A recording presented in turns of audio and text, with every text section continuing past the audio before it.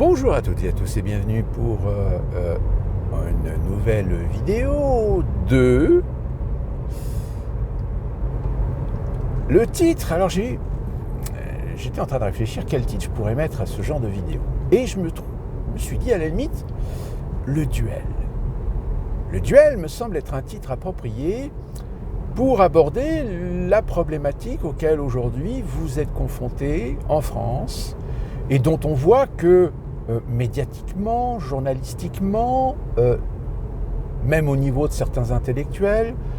Alors évidemment, on a vu à la manif de dimanche Nagui qui se plaignait que pas mal de ses copains artistes étaient bien silencieux. Et à la limite, j'ai envie de dire, il n'a pas tort.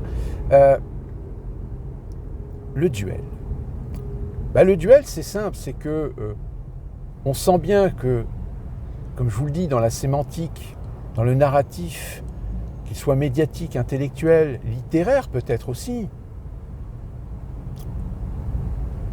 nous avons en France deux communautés qui cherchent tout simplement à avoir le consentement, l'aval du peuple français pour être déclaré plus important que l'autre.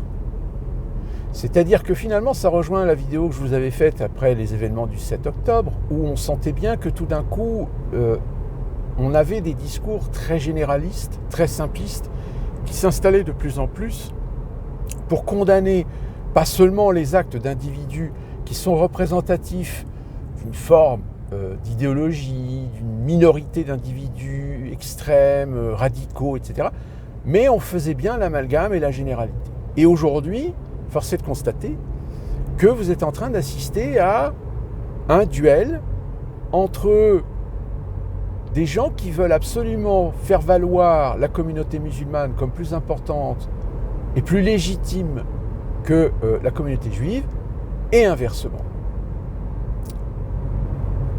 Et là, évidemment, dans cette optique-là, on est en train d'entendre des choses, mais complètement ahurissantes. On a eu cette intervention de Moundir sur TPMP face à Elisabeth Lévy, qui a tenu un propos, certes discutable, sur le fait que l'antisémitisme provenait généralement de façon plutôt des musulmans, du côté des musulmans. Ce que Elisabeth Lévy soulève avec son propos, c'est que il est clair qu'il y a des problèmes dans la communauté musulmane. Je dis bien dans la communauté musulmane, je ne dis pas de la communauté musulmane. Là encore, le mot est important. Et que sous-jacent, il y a une certaine dénonciation du fait que même si des musulmans se proclament laïcs, modérés, se proclament n'avoir rien à faire avec les barbus, avec les islamistes, etc., malheureusement, force est de constater que certains, en effet, luttent contre ces extrêmes, contre ces obscurantismes, mais force est de constater qu'ils ne sont pas forcément très aidés et très soutenus. Pourquoi ? Tout simplement parce que dans la communauté musulmane, il y a une sorte d'épée Damoclès qui plane au-dessus de la tête de beaucoup de musulmans, que si jamais ils s'opposent à ceux qui ont le contrôle de la communauté, ils vont avoir des problèmes. Donc il y a une sorte de terreur qui existe au sein de la communauté musulmane. Et en face, nous avons la communauté juive qui, elle aussi, est confrontée à un dilemme, c'est d'avoir des gens qui sont représentatifs non pas de la communauté musulmane, la communauté juive, mais de l'idéologie sioniste. Et donc d'ailleurs, force est de constater que de toute façon, Elisabeth Lévy est très clairement, elle s'en cache, mais c'est une sioniste convaincue. Donc là, la bataille est ouverte. C'est-à-dire, là, on a aujourd'hui des gens qui sont en train de pousser les Français, voire même les faire culpabiliser, de penser, ne serait-ce même que d'avoir un regard objectif, raison gardée, neutre sur la situation, parce que conscient que des deux côtés, il y a à la fois des radicalismes, des nationalismes, qui font que ce sont eux qui sont en train de foutre le bordel. Mais même ça, aujourd'hui, ces gens-là, des deux côtés, sont en train, tout du moins, ces gens qui veulent absolument vous faire culpabiliser, soit d'être neutre, ou soit de préférer humainement le fait de demander à arrêter le massacre de la bande de Gaza. Tout comme d'autres, et d'ailleurs l'opération qui a été en France de montrer les fameux films qui ont été montrés en Israël aux journalistes, c'est-à-dire les vidéos des dashcams qui ont été récupérées sur les combattants du Hamas, on va dire les terroristes du Hamas. Tout ça, c'est pour évidemment manipuler l'émotionnel, générer l'émotionnel chez des gens pour finalement les pousser à faire un parti pris, être plutôt pour un camp qu'un autre. Sauf que la maladresse, c'est à un moment donné de tenir le discours qui finalement ne se cache pas de cette évidence.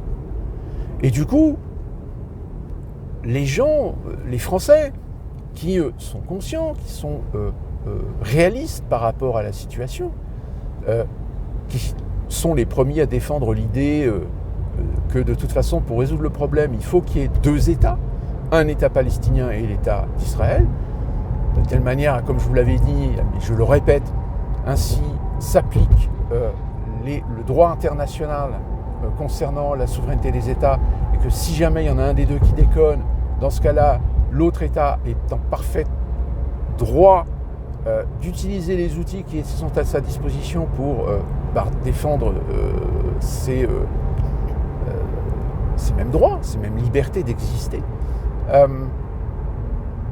Chose qu'actuellement il n'y a pas, puisque, je rappelle, la Palestine n'a jamais été un État, il n'y a jamais eu de souveraineté, il n'y a jamais eu un État indépendant palestinien, ça a toujours été une terre qui existait avec une multitude de peuples, dont une majorité de peuples déplacés dans l'histoire, qui a forgé ensuite ce qu'on appelle le peuple palestinien, majoritairement de confession musulmane. Donc le problème, il est là. Donc vous comprenez qu'évidemment, à l'échelle internationale, toutes les influences et tous les lobbies sionistes font toujours tout ce qu'il faut pour empêcher des États ou des pays de présenter un projet ou de présenter un traité qui légitimerait la mise en place et la création d'un État palestinien. Donc beaucoup de Français, je pense, sont parfaitement conscients de la chose. Malheureusement, il y en a d'autres qui sont un petit peu lavés du cerveau, ou qui sont un petit peu dans l'ignorance, ou dans l'amalgame, ou dans la généralité, pour justement, à un moment donné, tomber dans le piège. Et j'ai envie de dire, c'est un peu même problème aux États-Unis. Et preuve en est, je vais vous en donner une anecdote. Ce week-end, j'étais chez des amis. Oui, une des amies a abordé le sujet, etc. Elle commence à dire que de toute façon, Israël, alors c'est une anticléricale, très, très clairement, progressiste, qui considère que tout ce qui est religieux, de toute façon, est néfaste. Parce que oui, c'est vrai qu'aux États-Unis, la religion est plus ou moins néfaste, d'une manière générale, même si on devrait faire le distinguo entre celui qui a la foi et celui qui se dit croyant. Je ne vais pas revenir sur la différence concernant la considération entre celui qui a la foi et celui qui est croyant. Et à un moment donné, elle a eu un propos où de toute façon, Israël, la religion, et tatata, etc. Là, j'ai été obligé d'intervenir et de lui faire comprendre une chose, c'est que, attention, Israël, le peuple d'Israël, les Israéliens, en grande majorité, ne sont pas des religieux. Ce sont des laïcs. Si tu vas à Tel Aviv, tu vas voir que Tel Aviv, c'est une ville progressiste où la religion, il y a de la religion, mais au même titre que ce qu'il y a de la religion en France avec les catholiques. Contrairement à Jérusalem, où là, évidemment, à Jérusalem, là, on est véritablement dans la ville sainte. Donc, la religion devient importante. Mais ne pas faire l'amalgame sur le fait que Israël, le peuple israélien, est forcément religieux. Et que du fait qu'il est religieux, c'est une des causes des problèmes par rapport au peuple palestinien, et blablabla. Donc là, j'essaie quand même de remettre un petit peu de clarification dans la considération. Et à un moment donné, je vais même expliquer, je dis, mais même le problème, c'est le sionisme. Le sionisme est une idéologie politique, nationaliste, qui veut défendre, rubis sur l'ongle, tous les intérêts du peuple juif, donc au nom du peuple juif, en sachant que quand tu mets entre guillemets « au nom d'eux », ça implique à la fois quelque chose d'assez péjoratif et quelque chose d'assez néfaste, puisque dans ce cas-là, quand on agit au nom d'eux, au bout d'un moment, on prend le pouvoir et on agit au nom d'eux pour se donner une légitimité, alors qu'en réalité, on n'agit pas au nom d'eux, puisque le nom d'eux, on ne l'écoute pas, hein, la République française, hein, la République agit au nom du peuple de France, alors qu'en réalité, non, la République aujourd'hui, elle est entre les mains de gens qui n'agissent que dans les intérêts de minorités, d'idéologie, de la finance, etc. Et à un moment, je lui explique, je dis, et le problème, c'est l'antisionisme. Alors aux États-Unis, l'antisionisme est beaucoup plus assumé. Pas comme en France, où en France, hein, rappelez-vous, je vous ai parlé de ce sénateur ou député qui a déposé un projet de loi qui veut légiférer sur le fait que tout propos antisioniste est considéré comme antisémite. Donc punissable, alors je ne sais plus, 100 000 euros, je crois, 100 000 ou 50 000 euros, je ne sais plus la punition. Aux États-Unis, la liberté d'expression protège le fait qu'on a le droit d'être antisémite. Pas antisémite, mais antisioniste, pardon.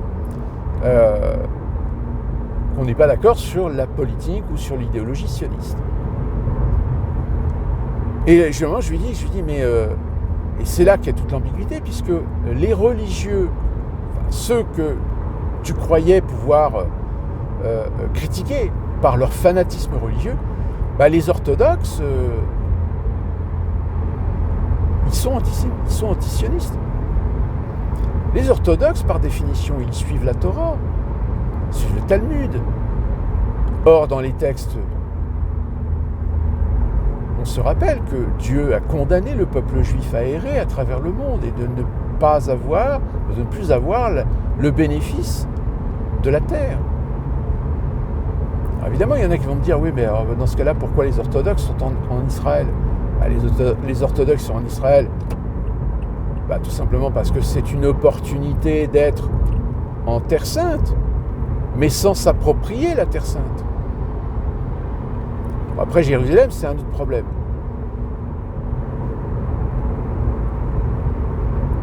Mais alors, considérer que si les orthodoxes qui sont antisionistes sont des antisémites, ça n'a ni queue ni tête.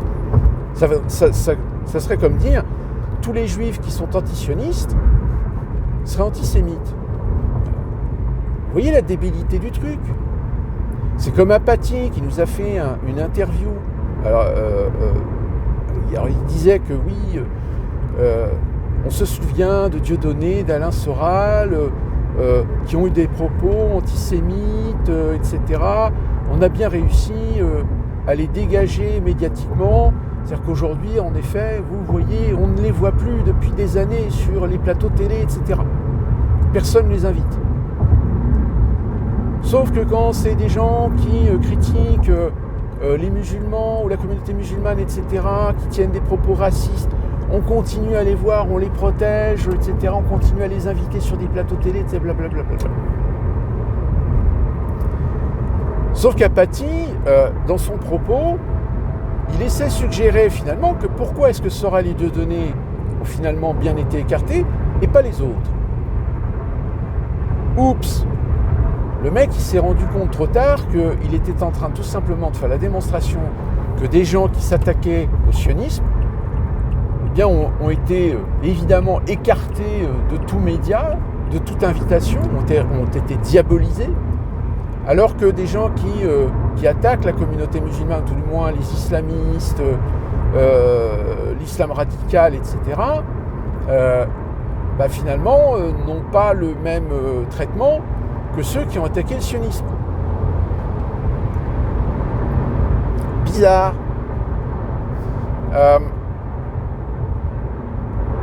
Donc, finalement, c'est très intéressant parce que on sent bien qu'il y a une gêne. Il y a une gêne à traiter le sujet d'un problème qui traîne depuis des décennies, mais qui aujourd'hui prend une tournure quand même relativement grave, sans compter que, évidemment, encore une fois de plus, j'attire votre attention sur l'arrière-plan, c'est-à-dire que, souvenez-vous, dès le départ, je vous ai dit que ça ressemblait à quelque chose qui donnait un prétexte à l'État d'Israël, ou tout du moins à Netanyahou, de liquider la bande de Gaza. Et là, on commence, déjà même à Washington, à entendre parler de peut-être céder à l'État d'Israël l'administration de la bande de Gaza. C'est-à-dire que voilà, on ferait un compromis en disant bande de Gaza avec les Gazaouites, etc. Donc on va éviter donc le sujet finalement de l'exode. Mais en revanche, on va donner la légitimité à Israël de régir, finalement, ou de coloniser la bande de Gaza. C'est ce qui est en train de planer au niveau de la communauté internationale. Donc évidemment, la bataille, le duel, est de donner une légitimité à la fois du côté des musulmans sans pinaillage, sans demi-mesure, sans reconnaître les écueils que la communauté possède aujourd'hui et qui posent aussi problème sur un point de vue social, économique et culturel en France. Et de l'autre côté, tout simplement, une opération à découvert d'un lobby que l'on connaît, que l'on sait qu'il existe, mais sur lequel il y avait une certaine omerta. Sauf qu'évidemment, cette fameuse marche qui a eu lieu dimanche, on n'est pas dupe. Elle a été commanditée. Elle a été commanditée par les représentations sionistes en France, qui sont en général des gens bien placés. D'où la raison pour laquelle peut-être qu'il y a beaucoup de gens, beaucoup de Français qui ne sont pas allés dans ces manifs, dans cette marche contre l'antisémitisme, et qu'aujourd'hui c'est un duel de légitimité. Nous luttons contre le racisme et l'antisémitisme, c'est notre combat exclusif, il n'est pas celui de la droite ni de l'extrême droite. L'extrême droite n'a pas le droit de lutter contre l'antisémitisme, puisque ça fait des années qu'on chante que l'extrême droite est antisémite. Sauf que le problème, c'est, dans ce cas-là, expliquez-nous pourquoi vous avez des juifs qui votent Rassemblement National. Et là, tout d'un coup, il y en a certains qui osent dire « Oui, mais c'est normal, puisque qui se ressemble, s'assemble. » Pardon ? Excusez-moi, monsieur Mélenchon, mais est-ce que vous n'êtes pas en train de nous expliquer que depuis 40 ans, en réalité, vous avez baladé tout le monde et qu'aujourd'hui, vous êtes en train de nous dire que chez les juifs, il y a aussi des extrêmes droites ? Ah mais c'est con, ça. Donc ça voudrait dire que finalement, que tu sois juif ou musulman, finalement, tu as le droit de voter pour ce qui te semble être en rapport avec tes opinions. Tout comme aux États-Unis, certains ont commencé à ronchonner parce que on s'est rendu compte qu'il y a des hispaniques, enfin des Américains d'origine hispanique, des Afro-Américains qui ont voté Donald Trump. Oups. Aïe. Ah mais là ça colle plus là. Donc vite, il faut éliminer. Oui mais c'est marginal, c'est le fait d'une infime partie d'individus, etc. Ah. Peut-être. Allez savoir. Parce que statistiquement, évidemment, personne ne va s'aventurer à étudier la question. Parce que de peur justement de se rendre compte que finalement la proportion, elle n'est pas aussi infime qu'on prétend qu'elle le soit. Donc voilà, c'est très amusant de voir d'un œil extérieur ces gens qui dans les médias, petit à petit, montrent bien leur vrai visage de absolument contraindre les Français à faire un choix. Alors soit tu es pour les musulmans ou soit tu es pour les juifs. Mais tu ne peux pas être pour les deux. C'est pas possible. On t'interdit de le faire. Bon, sauf que le problème, c'est que malheureusement en France, il y a beaucoup de Français aujourd'hui qui ont certainement peut-être plus de considération envers les juifs qu'envers les musulmans. Parce qu'encore une fois de plus, l'amalgame, la généralité joue plus en faveur de la communauté juive que de la communauté musulmane. Hormis ceux qui sont plus ou moins convertis culturellement et qui finalement n'arrivent plus à faire la part des choses et qui défendront rubis sur l'ongle des gens dont la plupart, je dis bien dont la plupart, sont tout autant des manipulateurs pour le résultat qu'on connaît. Donc affaire à suivre, parce que forcément ça va générer des conflits, ça génère déjà aussi des sémantiques, quand vous avez par exemple des groupuscules aujourd'hui qui commencent à revendiquer de ne pas être d'accord avec cette absolue nécessité de protéger rubis sur l'ongle les musulmans, et qui plus est, donc ça veut dire aussi protéger des islamistes, qui plus est protéger des gens qui ont les mêmes opinions que le Hamas. Bah oui, c'est le problème de la généralité. La généralité, on ne fait pas dans le détail. Alors que le détail fait toute son importance. Fait toute l'importance de la compréhension de la situation, de la complexité de la situation. Mais comme nous vivons depuis quelques décennies dans des générations qui ont été éduquées et lavées du cerveau pour ne justement pas ne se servir de ce qu'ils ont dans la boîte crânienne, qui ressemble plus à de la gelée qu'à un cerveau, bah auprès de gens ça marche. C'est un peu comme ce que je disais déjà par rapport à l'Union européenne. Beaucoup de gens parlent de sortir de l'Union européenne, sauf que le problème c'est que dans le peuple français aujourd'hui, vous avez des gens qui font partie de générations qui n'ont connu que l'Union européenne. Ils n'ont pas connu la France d'avant. Donc comment est-ce qu'ils peuvent estimer, comment ils peuvent faire la part des choses entre cette Union européenne hégémonique et la France en tant que pays souverain avec sa liberté économique, sa liberté budgétaire, sa liberté politique, sa liberté diplomatique. Ils n'ont pas connu ça, ils ne savent pas ce que c'est. Donc forcément, ces gens-là, quand vous allez les voir, ils disent oui, il faut sortir de l'Union européenne, ils vont dire mais non, il ne faut pas. Parce qu'ils n'ont pas d'autres références. Parce qu'ils n'ont pas d'outils de comparaison. Et plus on va avance dans le temps, plus on aura de gens de cet acabit.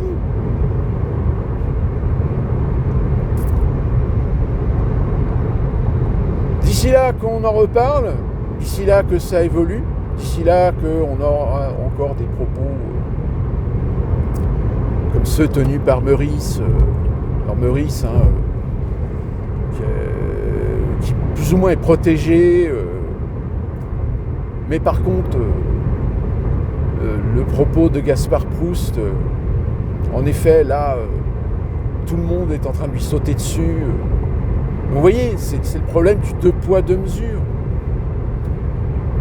C'est quand on fait de l'humour sur des juifs, c'est normal puisque nous sommes des gens de gauche, nous sommes universalistes, donc on a le droit de se moquer de tout le monde. Sauf que quand il s'agit de se moquer des musulmans, là il n'y a plus personne.